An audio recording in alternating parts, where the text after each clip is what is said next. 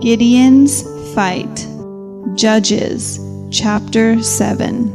The Midian invaded Israel. Many people wanted to join Gideon's army. But God said to Gideon, "Your army is too big. Israel will brag and say, 'We saved ourselves.' Send home anyone who is scared."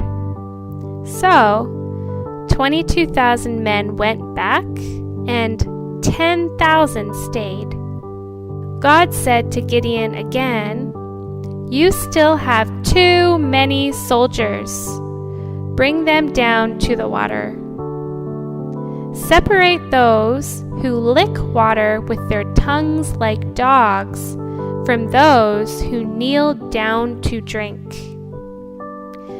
300 men licked water with their tongues, and the rest knelt to drink. God said, "I will save Israel with the remaining 300 men." But Gideon was afraid to attack Midian with the small army. God led Gideon to hear a Midian soldier's dream. "I had a dream," said the man. "A loaf of barley bread rolled into our camp and hit a tent. The tent overturned and collapsed."